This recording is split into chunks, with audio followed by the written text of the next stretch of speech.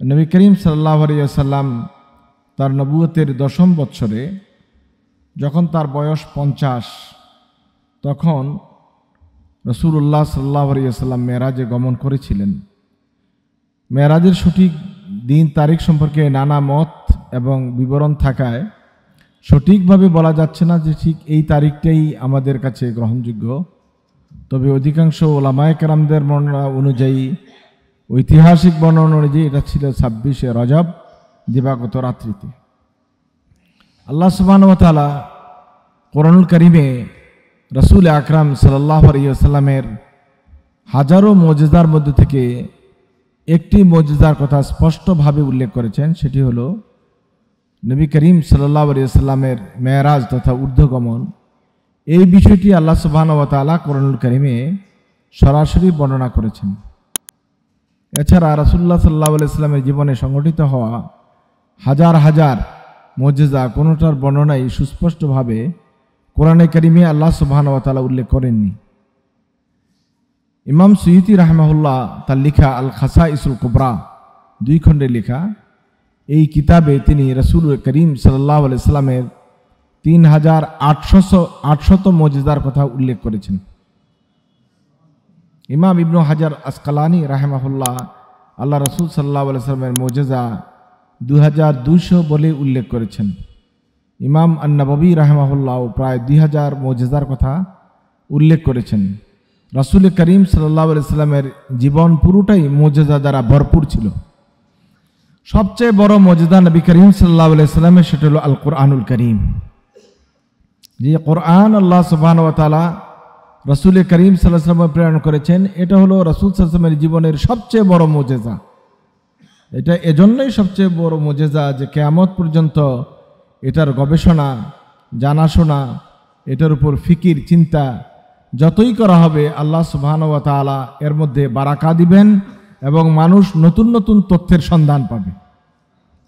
এজন্য কোরআনে কারীম সবচেয়ে বড় মুজিজা। আল্লাহ রাসূল সাল্লাল্লাহু আলাইহি ওয়াসাল্লাম বলছেন, লাম তানফাদ খাজাইনুহু, কোরআন এমন এক জিনিস যার খাজিনা কখনোই ফুরিয়ে যাবে না, চাহিদা কখনো বিলীন হয়ে যাবে না।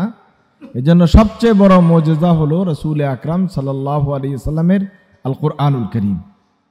এবং আল্লাহ সুবহানাহু ওয়া তাআলা কোরআনুল কারীম সম্পর্কে যে চ্যালেঞ্জ ছুড়ে দিয়েছেন, এত বড় চ্যালেঞ্জ আল্লাহ রাব্বুল আলামিন আর কোনো বিষয়ে কোরআনে কারীমে উল্লেখ করেননি। এই মুজিজা রাসূলুল্লাহ সাল্লাল্লাহু আলাইহি ওয়াসাল্লামের অসংখ্য ছিল। গুনে গুনে যে কয়টি কিতাবের কথা বললাম, এখানেই যে সব সুনির্দিষ্ট হয়ে গেছে, নির্ধারিত হয়ে গেছে বিষয়টি এমন নয়, বরং রাসূল সাল্লাল্লাহু আলাইহি ওয়াসাল্লামের মুজিজা ছিল অসংখ্য। আর এই অসংখ্য মুজিজার মধ্যে কোরআনুল কারীম সূরা আল ইসরাতে শুরুতেই আল্লাহ সুবহানাহু ওয়া তাআলা মেরাজের বিষয়টি অথবা ইসরার বিষয়টি গুরুত্ব দিয়ে উল্লেখ করেছেন। এর পিছনে একটি বড় কারণ ছিল এই যে এরা কাফেররা আল্লাহ রাসূল সাল্লাল্লাহু আলাইহি ওয়াসাল্লামের এই মেরাজটিকে অস্বীকার করেছিল এবং এই ঘটনাটিকে একটি মাতলামি, পাগলামি বা কোনো অবুঝ মানুষের নিজের বিষয়ে একটি অতিরঞ্জন বলে তারা প্রমাণ করতে চেয়েছিল। কিন্তু আল্লাহ সুবহানাহু ওয়া তাআলা এই বিষয়টি খুব স্পষ্ট করে দিলেন যে নবী মুহাম্মদুর রাসূলুল্লাহ সাল্লাল্লাহু আলাইহি ওয়াসাল্লাম যে মেরাজে গিয়েছিলেন এই বিষয়ে সন্দেহ থাকার কোনো অবকাশ নেই। আল্লাহ সুবহানাহু ওয়া তাআলা সূরা আল ইসরার 1 নম্বর আয়াতে এই বিষয়টি সত্যায়ন করেছেন। আপনারা বুখারী শরীফ ওই হাদিসটি যেখানে বর্ণনা করা আছে, হিরাক্লিয়াসের হাদিসটি, সেটি পড়লে দেখবেন আবু সুফিয়ান রাদিয়াল্লাহু তাআলা আনহু তিনি যখন অমুসলিম ছিলেন তখন হিরাক্লিয়াসের দরবারে রাসূল করিম সাল্লাল্লাহু আলাইহি ওয়াসাল্লামের সম্পর্কে একটা স্টেটমেন্ট তিনি দিয়েছিলেন। রাসূল কেমন, নানাভাবে রাসূল সাল্লাল্লাহু আলাইহি ওয়াসাল্লামের বিরুদ্ধে নানা কথা উত্থাপন করার জন্য চেষ্টা করেছিলেন, কিন্তু কোনোভাবেই তিনি সফল হচ্ছিলেন না। কিন্তু ফাঁকে ফাঁকে আল্লাহ রাসূলের বিরুদ্ধে তিনি তার প্রচারণা চালিয়ে গিয়েছিলেন। ওই প্রচারণাগুলোর মধ্যে একটা প্রচারণা এটাও ছিল যে তিনি রাসূলুল্লাহ সাল্লাল্লাহু আলাইহি ওয়াসাল্লাম এটাও দাবি করেন যে এক রাতে তিনি মক্কা থেকে বাইতুল মাকদাস পর্যন্ত সফর করেছেন এবং ওই সফর সেরে আবার তিনি পুনরায় রাতেই মক্কায় ফিরে এসেছেন। আবু সুফিয়ান বলতে চেয়েছিলেন যে এমন একটি অমূলক ভ্রান্তিকর কথা মোহাম্মদ বলে যেটার কোনো ভিত্তি থাকার বা হওয়ার কোনো সুযোগই নেই। কারণ মক্কা থেকে সেই মসজিদুল আকসার দূরত্ব প্রায় 2000 কিলো বা তার চেয়ে কিছু বেশি। এই 2000 কিলোমিটার রাস্তা রাতের এক প্রহরে গিয়ে আবার ফিরে আসা, এটা কোনো সুস্থ মস্তিষ্ক সম্পন্ন মানুষের দ্বারা বলা এটা বাতুলতা মাত্র। আসা যাওয়া তো অসম্ভবই। যে দাবি করবে সে যে একটা পাগল, এটা দ্বারাই প্রমাণিত হয়। অর্থাৎ রাসূলুল্লাহ সাল্লাল্লাহু আলাইহি সাল্লামকে পাগল বা তিনি একটা মাতাল লোক এটা প্রমাণ করার জন্য চেষ্টা তিনি করেছিলেন। কিন্তু আল্লাহর মেহেরবানি, এই হাদিসের শেষ দিকে আপনারা দেখেছেন, এই কথাটা যখন তিনি বলা শেষ করলেন তখন হিরাক্লিয়াসের দরবারে একজন রাহেব ছিলেন, তিনি ইহুদি ধর্মের বড় আলেম। তিনি বলছেন যে এটা কত তারিখ, কোন দিন বলেন তো দেখি, আবার বলেন কোন দিন কত তারিখ। তখন তিনি বললেন যে হ্যাঁ, এটা সত্য কথাই বলেছেন, এটার প্রমাণ আমি নিজে। কারণ আমার একটা ডিউটি ছিল, দায়িত্ব ছিল, প্রতিদিন আমি বাইতুল মাকদাসে সকল মানুষ যখন ইবাদত করে চলে যেত রাতের বেলায়, তখন রাতের বেলায় চলে যাওয়ার পরে আমার ডিউটি ছিল সবগুলো দরজা বন্ধ করে তালাবদ্ধ করে বাড়ি চলে যাওয়া। আমি সর্বশেষ লোক যিনি বাইতুল মাকদাস থেকে বাড়িতে যাইতাম। তো ওই দিন ওই রাতে আমি যখন সবাই চলে গেল, আমি খুব চেষ্টা করেছি এই দরজাগুলোকে আটকানোর জন্য। সবগুলো দরজা মোটামুটি আটকিয়ে ফেলেছি, একটা দরজা সদর দরজা, এই দরজাটা কোনোভাবেই আর আটকাতে পারছিলাম না। আমি বহু চেষ্টা করেছি, এটা আটকাতে পারি নাই। শেষ পর্যন্ত লোকজন ডেকে আনলাম যে এটা কিভাবে বন্ধ করা যায়, কি আমার গায়ে জোর কম না উপর থেকে কোনো সমস্যা, বুঝতে পারলাম না। তারপর লোকেরা এসে ধাক্কাধাক্কি করে আমি সহ বহু চেষ্টা করলাম, দেখলাম যে না, চৌকাঠের উপরে এমনভাবে ওয়ালটা চেপে বসেছে যে শত চেষ্টা করলেও এটাকে আর আটকানো কোনোভাবেই সম্ভব না। তখন এভাবে রেখে আমি চলে গেলাম। সকালে এসে আমি কিছু চিহ্ন দেখেছি, যে চিহ্ন দ্বারা এটা আমি বুঝতে পেরেছি যে এখানে আল্লাহ তাআলার কোনো প্রিয় এক বান্দা আসবেন বলেই আল্লাহ তাআলা দরজাটা খুলে রেখেছিলেন।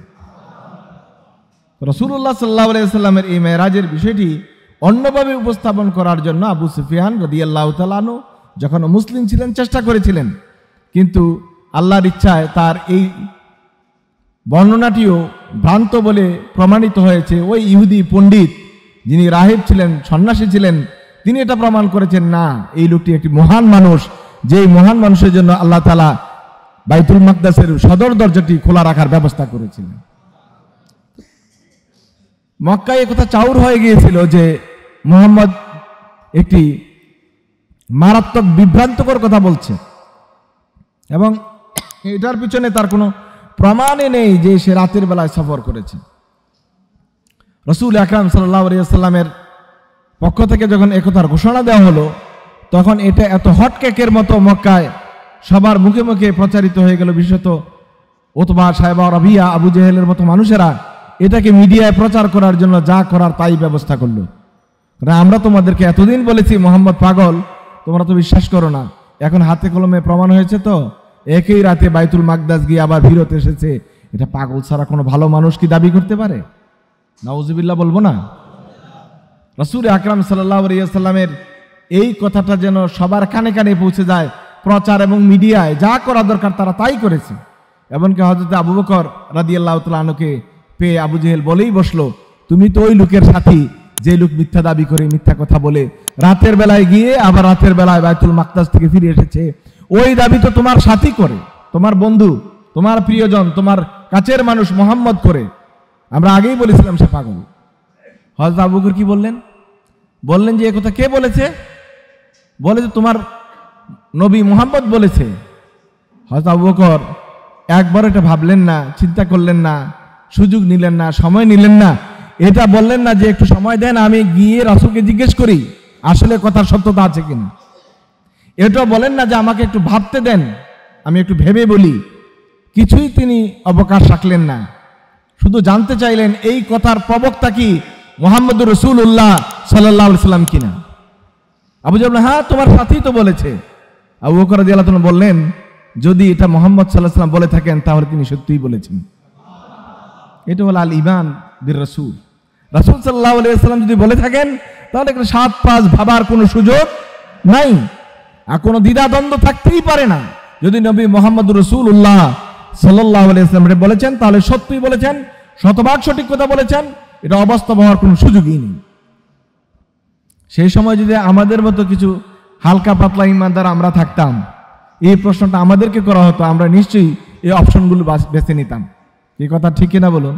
আমরা বলতাম যে ভাই একটু সময় দেন, অন্তত জিজ্ঞাসা করি ওনাকে, ভাই একটু ভাবার সুযোগ দেন, একটু ভেবে নেই, তারপর আপনার প্রশ্নের উত্তর দিব। এটা আমরা বলতাম, যেহেতু আমাদের ইমানের কমজোরি আছে। আবু বকর রাদিয়াল্লাহু তাআলা ইমানের মাত্রা এই পর্যায়ে ছিল যে তিনি বললেন, যদি আমার নবী মুহাম্মদ বলে থাকে তাহলে সত্যিই বলেছে, এটা সন্দেহের কোনো অবকাশ নেই। কোরআনটা পড়ার সময় গভীরভাবে পড়বেন। আপনারা সবাই আলহামদুলিল্লাহ শিক্ষিত জন, আপনাদের প্রথম কাজ হলো প্রতিদিন সকালে কোরআন তেলাওয়াত করা, ঘুম থেকে উঠেই সালাত আদায়ের পরে, এটা প্রথম কাজ। আর তখনই আপনি যখন কোরআন পড়বেন গভীর মনোযোগ দিয়ে পড়বেন। এটা কোনো পত্রিকা পড়া নয়, এটা কোনো উপন্যাস পড়া নয়, এটা কোনো আপনার ফিজিক্স কেমিস্ট্রি বায়োলজির বই নয়। এটা পড়ার সময় আপনি গভীর মনোযোগ দিয়ে পড়বেন, যাতে করে আপনার মননে হৃদয়ে দাগ কেটে যায়। আল্লাহ সুবহানাহু ওয়া তাআলা কোরআনুল কারীমে সূরা আল ইসরার প্রথম আয়াতে শুরুটা করলেন কিভাবে? সুবহানাল্লাযী আসরা বিআবদিহি। আল্লাহ সুবহানাহু ওয়া তাআলা কোরআনুল কারীমে এই সুবহানা শব্দটি মোট ব্যবহার করেছেন 18 বার। এবং আল্লাহ তাআলা এই সুবহানা শব্দটা তখনই ব্যবহার করেন যখন কোনো বিষয়ের একটি গুরুত্ব দেন, যে এটা সাধারণ কোনো বিষয় না, আমি যার সামনে যে বিষয়টি নিয়ে আলোচনা করব, যে আলোচ্য বিষয় আমার, এটা অতীব গুরুত্বপূর্ণ এবং অতীব মর্যাদাপূর্ণ একটি বিষয়। এ কথা বোঝানোর জন্য আল্লাহ সুবহানাহু ওয়া তাআলা কোরআনুল কারীমে যত জায়গায় সুবহানা শব্দটি ব্যবহার করেছেন এদিকেই ইন্ডিকেট করেছেন। আল্লাহ সুবহানাহু ওয়া তাআলার সামনে যে ইসরার ঘটনাটি বলবেন, এই ঘটনাটি অত্যাবশ্যকীয় বিষয়, খুবই গুরুত্বপূর্ণ। ওই কাফেরদের, বেঈমানদের বিরুদ্ধে, মুশরিকদের বিরুদ্ধে একটি উচিত জবাব। এজন্য আল্লাহ সুবহানাহু ওয়া তাআলা শুরুটাই করেছেন এভাবে, সুবহানাল্লাযী আসরা বিআবদিহি। সম্মানিত উপস্থিতি, আল্লাহ সুবহানাহু ওয়া তাআলা কোরআনুল কারীমের বিভিন্ন জায়গায় সুবহানা শব্দটি ব্যবহার করেছেন। আমি দুই একটি উদাহরণ দেই। সূরা ইয়াসিন আয়াত নম্বর 36, এটা আপনাদের সবার মুখস্থ করা সূরা। সুবহানাল্লাযী খালাকাল আজওয়াজ কুল্লাহা। আল্লাহ সুবহানাহু ওয়া তাআলা বলছেন, সুবহানাল্লাযী খালাকাল আজওয়াজ কুল্লাহা। আমি প্রত্যেক জিনিসকে জোড়ায় জোড়ায় তৈরি করেছি। এটি আমি মহান আল্লাহ সুবহানাহু ওয়া তাআলার কর্মযজ্ঞ। যদি আল্লাহ তাআলা জোড়ায় জোড়ায় সৃষ্টি না করতেন, এই যে জীবনধারার, জীবন বৈচিত্র্যের প্রভাব হাজার কোটি বছর ধরে চলছে, এটা সম্ভব ছিল না। এখন জিন বিজ্ঞানীদেরকে জিজ্ঞেস করেন, যারা মানুষের নৃতত্ব নিয়ে আলোচনা করে তাদেরকে জিজ্ঞেস করেন, যারা মানুষের জন্মসূত্র নিয়ে আলোচনা করে তাদেরকে জিজ্ঞেস করেন, যারা ডাক্তার গবেষক আছে তাদেরকে জিজ্ঞেস করেন, একজন মানুষের জীবন প্রক্রিয়ায় আল্লাহ তাআলা কতটা ধাপ গ্রহণ করেন এবং কিভাবে আল্লাহ তাআলা মানুষকে জন্মদান করেন। এজন্য একটি ভালো বই আছে, আল আজাইব ফিস সুলবি ওয়াত তারাইব। আল আজাইব ফিস সুলবি ওয়াত তারাইব, মানুষ সৃষ্টির রহস্যটা সেখানে বিস্তারিত আলোচনা করা হয়েছে। আল্লাহ বললেন, আমি যে জোড়ায় জোড়ায় সৃষ্টি করেছি, এটা আমি সুবহান, আমি আল্লাহ তাআলা অতি মহান, অতি প্রজ্ঞাময়, অতি পবিত্র, যে আমি আল্লাহ সুবহানাহু ওয়া তাআলা এই কাজটি করেছি। তেমনিভাবে আল্লাহ সুবহানাহু ওয়া তাআলা সূরা আল ইয়াসিন আয়াত নম্বর 83 আল্লাহ সুবহানাহু ওয়া তাআলা ইরশাদ করেন, ফাসুবহানাল্লাযী বিয়াদিহি মালাকুতু কুল্লি শাই। আল্লাহ সুবহানাহু ওয়া তাআলা এটা সহজভাবে বলতে পারতেন, অন্যভাবে বলতে পারতেন, কিন্তু মালাকুতু কুল্লি শাই, প্রত্যেক জিনিসের মিলকিয়ত, মালিকানা আল্লাহ সুবহানাহু ওয়া তাআলার হাতে কতটা সুদৃঢ়ভাবে আছে, এটা বোঝানোর জন্য আল্লাহ সুবহানাহু ওয়া তাআলা সুবহানা শব্দটি দিয়ে শুরু করেছেন। সুতরাং এই আয়াতটি আল্লাহ সুবহানাহু ওয়া তাআলা আমাদেরকে শুরুতেই এভাবে আরম্ভ করলেন, এটা বোঝানোর জন্য যে আল্লাহ সুবহানাহু ওয়া তাআলার কাছে এই ইসরার ঘটনাটি, মেরাজের ঘটনাটি অতীব গুরুত্বপূর্ণ, অতীব জরুরি একটি বিষয়, যেটি রাসূল সাল্লাল্লাহু আলাইহি ওয়াসাল্লামের মুজিজাতগুলোর মধ্যে অন্যতম একটি মুজিজা। আসরা বিআবদিহি, রাত্রিকালীন সময়ে আল্লাহ সুবহানাহু ওয়া তাআলা এই ভ্রমণটি করিয়েছিলেন। ইসরা শব্দের অর্থই হলো রাতে ভ্রমণ করা। এরপরে আল্লাহ সুবহানাহু ওয়া তাআলা লাইলান শব্দটি বলেছেন, রাতের বেলায় কথাটি উল্লেখ করেছেন, এই জন্য যে ইসরাটি যে শুধুমাত্রই রাতে সংগঠিত হয়েছিল এটি আল্লাহ তাআলা নিশ্চিত করেছেন। এটি অন্যভাবে ব্যাখ্যা করে কেউ দিনের সফর বা সান্ধ্যকালীন সফর বা অন্ধকারের সময় সফর এই ব্যাখ্যা করার কোনো সুযোগ আল্লাহ তাআলা রাখলেন না। গভীর রাতে আল্লাহ সুবহানাহু ওয়া তাআলা যে ভ্রমণটি করিয়েছিলেন এটি প্রমাণের জন্যই বলছেন আসরা বি আবদিহি লাইলান, এটা রাতের বেলাই হয়েছিল, গভীর রাতেই হয়েছিল। আবদির তাফসীরে উলামা ইকরাম বলছেন আল্লাহ সুবহানাহু ওয়া তাআলা রাসূল সাল্লাল্লাহু আলাইহি সাল্লামকে যে মেরাজটি করিয়েছিলেন এটি কি দিনের বেলায় না রাতের বেলায়, এটি যেমন স্পষ্ট করেছেন এই আবদি শব্দ দ্বারা এটাও স্পষ্ট করেছেন যে আল্লাহ সুবহানাহু ওয়া তাআলার রাসূল সাল্লাল্লাহু আলাইহি ওয়াসাল্লামকে সশরীরে মেরাজে নিয়ে গিয়েছিলেন। আব্দুন বলতে একজন ব্যক্তি সত্তা বোঝায়। কোরআনে কারিমে আল্লাহ সুবহানাহু ওয়া তাআলা আম্বিয়া আলাইহিস সালাতু ওয়াস সালামের যত গুণাবলী বর্ণনা করেছেন সকল গুণাবলীর মধ্যে প্রিয় একটা গুণ হলো আব্দ। কোরআন তেলাওয়াতের সময় খুব খেয়াল করবেন যে নবী আলাইহিস সালাতু ওয়াস সালামদের নামের আগে আল্লাহ সুবহানাহু ওয়া তাআলা আব্দ শব্দটা বেশি বেশি ব্যবহার করেছেন। আল্লাহ তাআলা রাসূল সাল্লাল্লাহু আলাইহি সাল্লামকে সশরীরে মেরাজে নিয়ে গিয়েছিলেন। এটা সাপ্তাহিক ভ্রমণ ছিল না, স্বপ্নগতভাবে ছিল না, সত্তাগতভাবে ছিল। এটা প্রমাণের জন্য আল্লাহ বলছেন আসরা বি আবদিহি।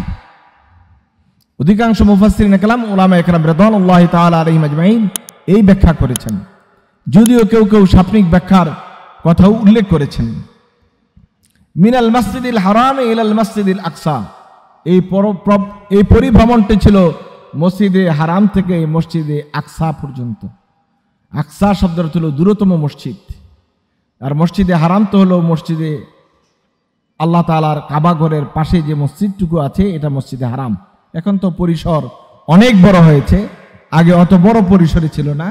এই মসজিদে হারাম থেকে আল্লাহ সুবহানাহু ওয়া তাআলা রাসূলুল্লাহ সাল্লাল্লাহু আলাইহি সাল্লামকে মসজিদে আকসায় নিয়ে গিয়েছিলেন। তো এটা তো সেই মসজিদ যেই মসজিদ আল্লাহ তাআলা বরকত দ্বারা ভরপুর করে দিয়েছেন। এবং রাসূল কিভাবে গিয়েছিলেন এটা আমরা পরে হাদিসের বর্ণনা শুনবো, আগে শুধু আয়াতের তাফসীরটা শুনে নেই। মসজিদে আকসা মানে বাইতুল মাকদাস, যে বাইতুল মাকদাসকে হযরতে সুলাইমান আলাইহিস সালাতু ওয়াস সালাম নির্মাণ করেছিলেন কিছু জিনদের মাধ্যমে। জিনেরা এই মসজিদ নির্মাণে ক্লান্ত হয়ে গিয়েছিল।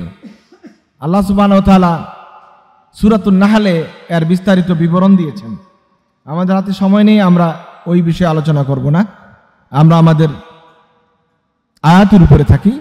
আল্লাযী বারাকনা হাওলাহু লিনুরিয়াহু মিন আয়াতিনা।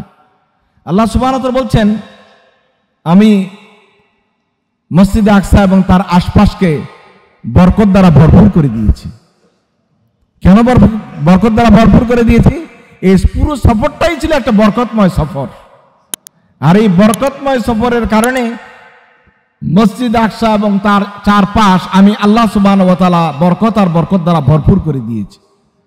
লিনুরিয়াহু মিন আয়াতিনা, আমি যেন তাকে আমার বিভিন্ন নিদর্শন সমূহ অবলোকন করাতে পারি। সম্মানিত ভাইয়েরা, বরকত একমাত্র আল্লাহ সুবহানাহু ওয়া তাআলার হাতে, এবং আল্লাহ তাবারক তাআলা এই বরকত নিজে তার ইচ্ছা মতো দান করেন। এটা কেউ অর্জন করতে পারে না যদি আল্লাহ সুবহানাহু ওয়া তাআলা সেটা নিজে দয়া করে না দেন।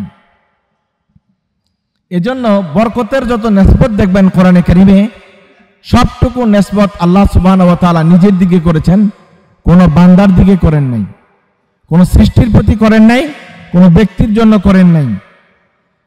সবসময় খেয়াল রাখবেন মানুষদের কাছ থেকে বরকত নেওয়ার কথা বলবেন না, বরকতের দোয়ার কথা বলবেন। উস্তাদ আসেন, হুজুর আসেন, মুরব্বী আসেন, আমাদের জন্য একটু বরকতের দোয়া করে যান, এটা হলো সহি তরিকা। এটা বলবেন না যে আমাদেরকে কিছু বরকত দিয়ে যান, কারণ যার কাছে বরকত চাচ্ছেন ওনার কাছে মূলত কোনো বরকত নাই। বরকতের মালিক একমাত্র আল্লাহ সুবহানাহু ওয়া তাআলা। আল্লাহ তাআলার কাছে বরকত আছে, তিনি বরকত দেন, বরকত তৈরি করেন। এটা কোনো বান্দার কাছে, কোনো সৃষ্টির কাছে, কোনো ব্যক্তির কাছে জীবিত বা মৃত কোনোভাবেই চাওয়ার কোনো সুযোগ নেই। এমনকি আম্বিয়া আলাইহিস সালাতু ওয়াস সালামও কোনো সময় বরকতের মালিক, তারা বরকত দেন এই কথা বলতেন না, স্বীকার করতেন না, স্বীকৃতি দিতেন না, বরং তারাও আল্লাহ সুবহানাহু ওয়া তাআলার কাছে বরকতের জন্য দোয়া করতেন। এজন্য আমাদের এই ভুলটা থেকে ফিরে আসা উচিত। আমরা কারো কাছে বরকত চাইব না, বরকতের দোয়া করার জন্য অনুরোধ করব। আল্লাহ তাআলা আমাদেরকে তৌফিক দান করুক, আমরা সবাই বলি আমিন। সম্মানিত ভাইরা, হযরতে ঈসা আলাইহিস সালাতু ওয়াস সালাম যখন জন্মগ্রহণ করলেন, জন্মগ্রহণ করার 40 দিন পর্যন্ত হযরতে মারিয়াম আলাইহিস সালাতু ওয়াস সালাম তিনি দূরবর্তী জায়গায় অবস্থান করেছেন। সেখান থেকে তিনি চলে আসলেন। আসার পরে মানুষ তাকে ঘিরে ধরল আর নানা কথা বলতে লাগলো। সূরা মারিয়ামে আল্লাহ সুবহানাহু ওয়া তাআলা এই বিষয়টি স্পষ্ট করেছেন। যখন মানুষদের চাপ বেশি সৃষ্টি হয়ে গেল, তখন আল্লাহ সুবহানাহু ওয়া তাআলা হযরতে মারিয়াম আলাইহিস সালাতু ওয়াস সালামকে আগে থেকেই বলে রেখেছেন, ইন্নী নাযারতু লির-রাহমানি সাওমা, তুমি বলো যে আমি আল্লাহ তাআলার নির্দেশে আজকে কথা বলা থেকে বিরত থাকব।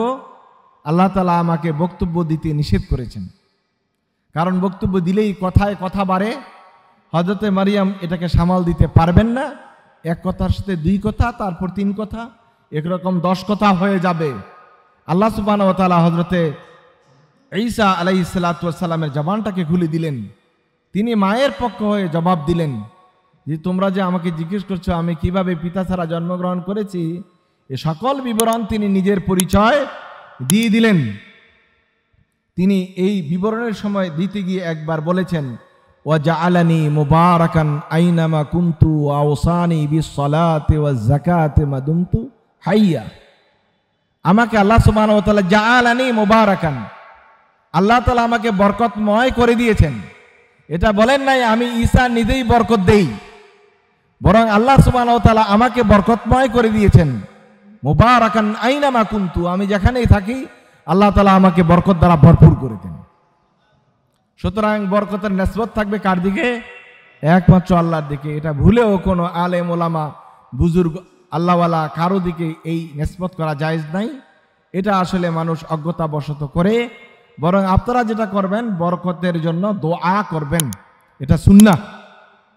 এ সংক্রান্ত হাদিস আছে, আমার হাতে খুব সময় নাই, তবে একটা হাদিস বলে আমি এই প্রসঙ্গটা শেষ করব।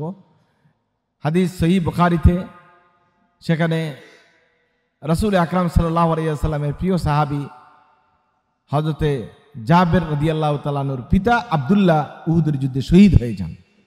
শহীদ হয়ে যাওয়ার পর তিনি যখন রেখে গেলেন অনেকগুলো কন্যা সন্তান, কোনো রেওয়ায়েতে এসেছে 6 জন, কোনো রেওয়ায়েতে এসেছে 9 জন।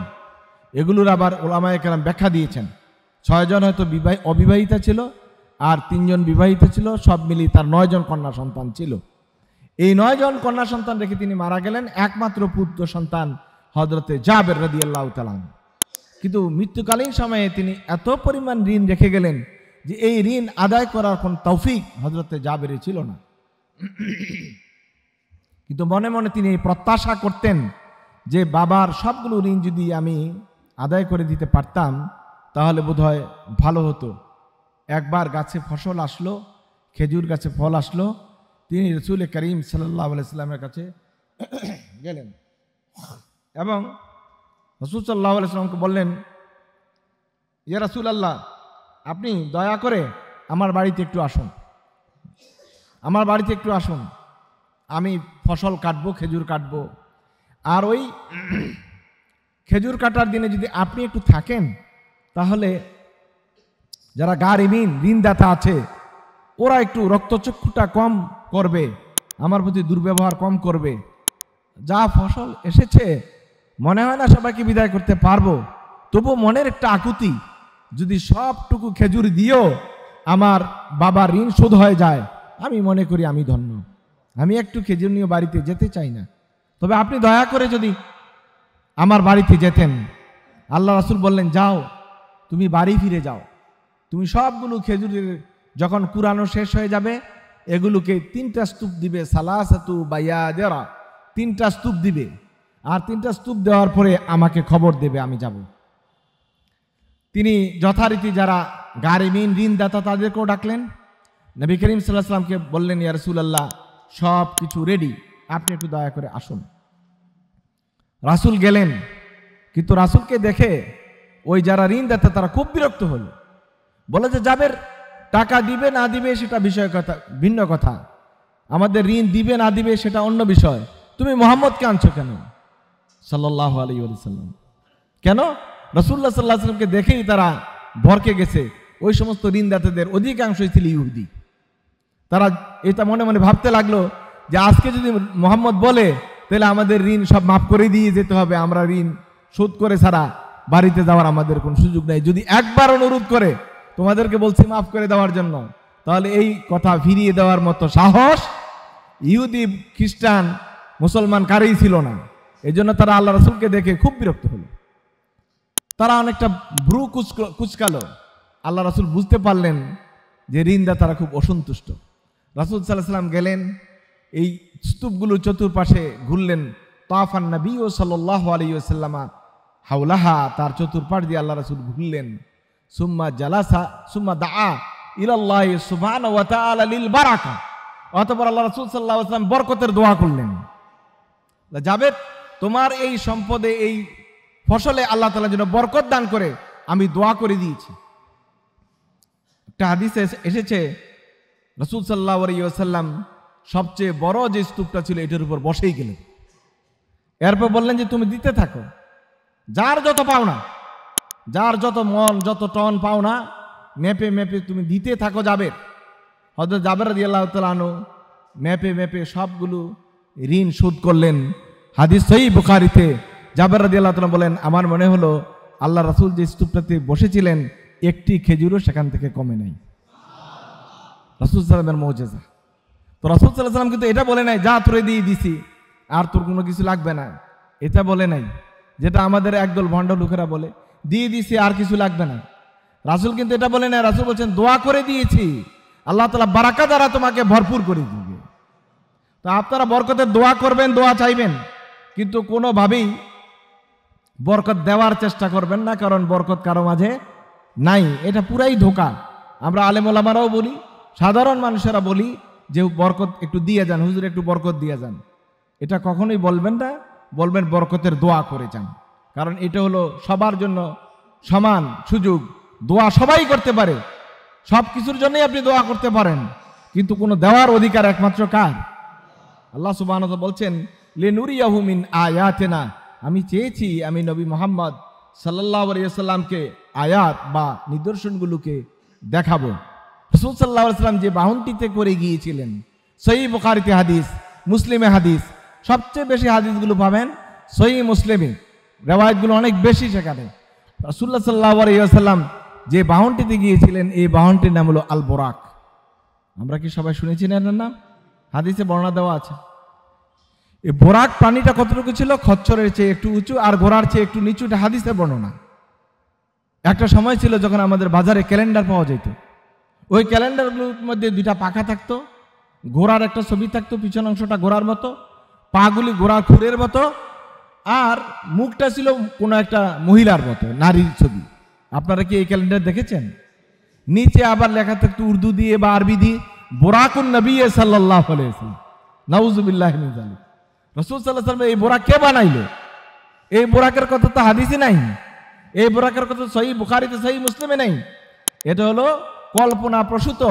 যেমন আরো 10টা বাহন থেকে ওই 10 মাথার দশরথ দেখে, হিন্দুদের বিভিন্ন রকমের মূর্তি দেখে মনে করেছে যে রাসূল সাল্লাল্লাহু আলাইহি ওয়াসাল্লাম যে বাহনে গিয়েছে এটার একটা মূর্তি আঁকা দরকার। নাউযুবিল্লাহি মিন যালিক। বরং আল্লাহ রাসূল সাল্লাল্লাহু আলাইহি ওয়াসাল্লাম বলছেন এটা ছিল এরকম সাদা, একদম ধবধবে সাদা রঙের। আর কতটুকু ছিল গতি? ইয়ারফাউ ইয়াদাহু মাদ্দাল বাসার, দৃষ্টি শক্তি যতটুকু যায় এক পাও থেকে আরেক পায়ের দূরত্ব ছিল ততটুকু। মানুষ যতটুকু আগাইত, একটা আপনি যেখানে দিগন্ত প্রসারী কোনো জায়গায় যদি দাঁড়ান, আপনার চোখ যেখানে গিয়ে ঠেকে যাবে, বোরাকের একটা পা ফেলার পরে আরেকটা পা এতটুকু দূরে ফেলত। রাসূল সাল্লাল্লাহু আলাইহি ওয়াসাল্লাম যে বাহনে করে গিয়েছেন, লিনুরিয়াহু মিন আয়াতিনা, আয়াতের এই অংশ প্রমাণ করে রাসূলের বোরাকটা সাধারণ কোনো বাহন ছিল না। বোরাকুন শব্দটাই বারকুন থেকে, বারকুন শব্দ অর্থ বিজলি, বিদ্যুৎ। আর বিদ্যুতের গতি আপনারা সবাই জানেন, সেকেন্ডে 1,86,000 মাইল গতিতে চলে। তাহলে যদি শুধু কাপ্তাই থেকে একটা বিদ্যুৎ অন করা হয়, লাইন অন করা হয়, আর গোটা পৃথিবীতে যদি এটা পেঁচিয়ে দেওয়া যায় তাহলে 1 সেকেন্ডের আপনার মানে অন্তত 6 ভাগের বা 7 ভাগের 1 ভাগ সময়ে গোটা পৃথিবীটাকে ঘুরে আসা তার পক্ষে সম্ভব। কারণ লাগবে তো মাত্র 1,86,000 মাইল, পৃথিবীর ব্যাস আছে 25,000 মাইল। এবারটা ভাগ করলে বেরিয়ে আসবে কত সেকেন্ড সময় লাগবে। তো রাসূলুল্লাহ সাল্লাল্লাহু আলাইহি ওয়াসাল্লাম যে বাহনটি দিয়ে গিয়েছিলেন সেই বাহনটি ছিল বিদ্যুৎ গতির বাহন। এটা আপনার সাধারণ কোনো বাহন নয়। আপনার পৃথিবীতে এখন সবচেয়ে বেশি গতি যে বাহন যেটা হলো রকেট, এর চেয়ে বেশি গতিসম্পন্ন আর কোনো বাহন নাই। এই বেশি গতিসম্পন্ন বাহনটার যেই ক্ষমতা সেইটাও আল্লাহ সুবহানাহু ওয়া তাআলার পাঠানো ওই বোরাকের চেয়ে হাজার হাজার গুণ কম। কথা ঠিক কিনা বলেন? কারণ কোনো বাহন এই বিদ্যুতের গতিতে চলতে পারে এমন কোনো বাহন কোনো আবিষ্কার করারও সুযোগ নাই, এবং ওটা ব্যবহার করার মতো ব্যবস্থাপনাও নাই। কারণ যারা ফিজিক্স কেমিস্ট্রির লোক তারা ভালো করে বুঝবেন, আপনার গতির সাথে আপনার স্বাস্থ্যের যেই ব্যবস্থাপনা, শ্বাস নেওয়ার যে ব্যবস্থাপনা, গতির সাথে এনভায়রনমেন্ট যা আছে এটার নিয়ন্ত্রণ, এটা শুধু বললেই হয়ে যাবে না। তাহলে বিজ্ঞানীরা একসাথে ঘন্টায় 10,000 50,000 কিলোমিটার গতির বিমানও বানাইতে পারতো। হ্যাঁ, হয়তো কোনো সময় হবে, কিন্তু এটার সাথে আরো আনুষঙ্গিক বিষয়েরও প্রয়োজন পড়বে। কিন্তু আল্লাহ রাসূল সাল্লাল্লাহু আলাইহি ওয়াসাল্লাম যে বাহনটিতে গিয়েছিলেন সেটি কোনো মানুষের তৈরি বাহন ছিল না। এটা ছিল একটা বৈদ্যুতিক বাহন, যেটি আল্লাহ সুবহানাহু ওয়া তাআলা নিমিষের মাঝেই 1 সেকেন্ডের হাজারো ভাগের 1 সময়ে ন্যানো সেকেন্ডে আল্লাহ রাসূল সাল্লাল্লাহু আলাইহি ওয়াসাল্লামকে মক্কা থেকে মসজিদে আকসায় নিয়ে গিয়েছিলেন। গতির যেই বিষয়, সময়ের যে নিয়ন্ত্রণ, এটার মালিক হলেন আল্লাহ সুবহানাহু ওয়া তাআলা। আল্লাহ তাআলা চাইলে 1টা ঘন্টাকে 1 সেকেন্ড পর্যন্ত সময়ের মধ্যে আটকে দিতে পারেন, অথবা 1টি সেকেন্ডকে আল্লাহ সুবহানাহু ওয়া তাআলা 12 ঘন্টা 14 ঘন্টা 100 ঘন্টা পর্যন্ত ধরে রাখতে পারেন। এটা আল্লাহর দ্বারাই সম্ভব। কারণ গতির আবিষ্কারকও তিনি, নিয়ন্ত্রকও তিনি, সমস্ত কিছু নিয়ন্ত্রক যেহেতু আল্লাহ সুবহানাহু ওয়া তাআলা কাছে, সুতরাং তার দ্বারা এটা অসম্ভব কিছু নয়। যখন তারা শুনেছে মক্কার মোটা মাথা বলা ওই মুশরিকরা, তখন তারা এটা বিশ্বাস করতে পারেনি। এগুলি কি আবল তাবল কথা বলে। রাতের কিছু সময় গিয়ে লাইলান বলেছে, রাত্রের সামান্য সময়, পুরা রাত জুড়ে এটা কিন্তু আল্লাহ তাআলা বলে নেই। এজন্য উলামা ইকরাম রাদিয়াল্লাহু তাআলা আলাইহিম আজমাইন বলছেন, মসজিদে হারাম থেকে মসজিদে আকসা পর্যন্ত রাসূলের এই সফরটুকু কোরআনে বর্ণনা করা আছে। এটা কিতিউস সাবুত, এটাকে যদি কেউ অস্বীকার করে তার ঈমান থাকবে না। আর থেকে গেল রাসূল সাল্লাল্লাহু আলাইহি ওয়াসাল্লাম মসজিদে আকসা থেকে কিভাবে কিভাবে সপ্তম আকাশ পর্যন্ত গিয়েছিলেন, সিদরাতুল মুনতাহাতে গিয়েছিলেন, সে বিষয়টি হলো জান্নিউস সাবুত।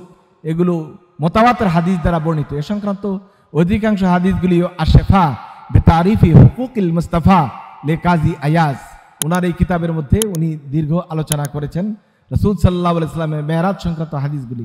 ইমাম ইবনে কাসির রাহিমাহুল্লাহ তার তাফসীর ইবনে কাসিরও হাদিসগুলি অধিকাংশ হাদিসই উল্লেখ করেছেন। সেখানে অথেন্টিক বর্ণনায় হাদিসগুলি এসেছে যে আল্লাহ রাসূল সাল্লাল্লাহু আলাইহি ওয়াসাল্লাম কিভাবে কিভাবে এই আকাশগুলোকে অতিক্রম করেছেন।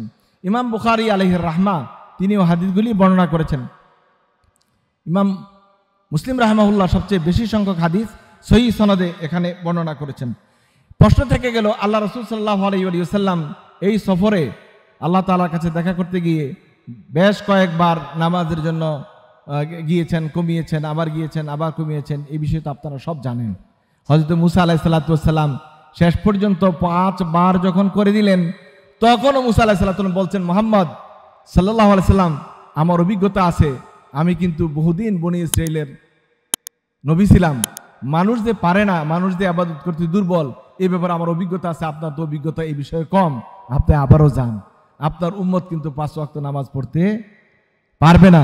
রাসূলুল্লাহ সাল্লাল্লাহু আলাইহি ওয়াসাল্লাম বললেন, আর কয়বার যায়, শরমত আছে। এই জন্য আমি লজ্জাবশত আল্লাহ তাআলার কাছে আর শেষবারের মতো ফিরত গেলাম না, 5 ওয়াক্ত নিয়েই বাড়ি ফিরে এলাম। সম্মানিত ভাইরা, আল্লাহ রাসূল সাল্লাল্লাহু আলাইহি ওয়াসাল্লামের এই সফরটা নিয়ে যদি কথা বলি তাহলে হয়তো অনেক অনেক লম্বা করে কথা বলা যাবে।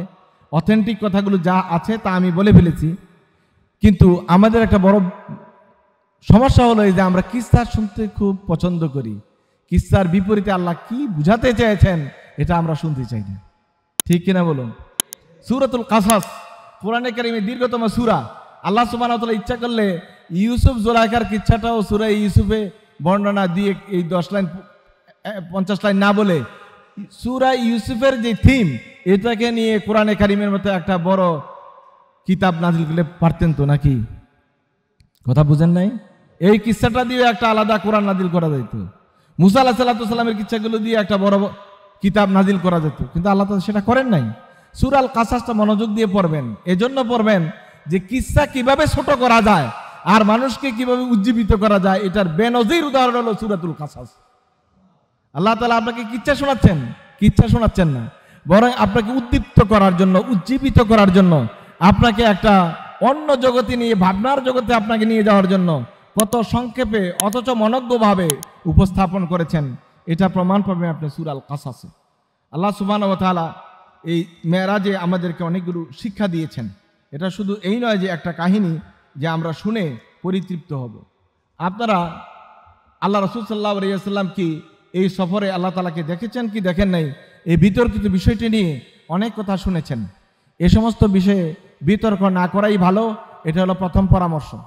দ্বিতীয় কথা হলো, আল্লাহ রাসূল সাল্লাল্লাহু আলাইহি ওয়াসাল্লাম যে মেরাজে গিয়েছিলেন, তিনি কি আল্লাহ রাসূলকে সচক্ষে দেখেছিলেন কি দেখেন নাই, এই ব্যাপারে যে দ্বিমত তৈরি হয়েছে এটা আমাদের সময়ের দ্বিমত নয়, এই দ্বিমতটি তৈরি হয়েছে সাহাবায়ে কেরাম রিদওয়ানুল্লাহি তাআলা আলাইহিম আজমাইনদের আমলে। সুতরাং এই বিতর্ক থেকে মুক্তি পাওয়ার কোনো সুযোগ নাই, কারণ প্রত্যেকটা বর্ণনাই রিওয়ায়াত নির্ভর এবং সঠিক সহিহ রিওয়ায়াতে বিবৃত হয়েছে। হযরত আয়েশা সিদ্দিকা রাদিয়াল্লাহু তাআলা আনহা সহ একদল বড় সাহাবী বলছেন যে রাসূলুল্লাহ সাল্লাল্লাহু আলাইহি ওয়াসাল্লাম আল্লাহ রাসূল সাল্লাল্লাহু আলাইহি ওয়াসাল্লামের আল্লাহ তাআলার সাথে সামনাসামনি সরাসরি দেখেন নাই এবং দেখার কোনো সুযোগ হয় নাই। এবং এর বিপরীত হাদিস রয়েছে আল্লাহ রাসূল সাল্লাল্লাহু আলাইহি ওয়াসাল্লাম দেখেছেন, এ প্রসঙ্গেও কিছু বর্ণনা রয়েছে। আমরা ওই বিতর্কে যাব না।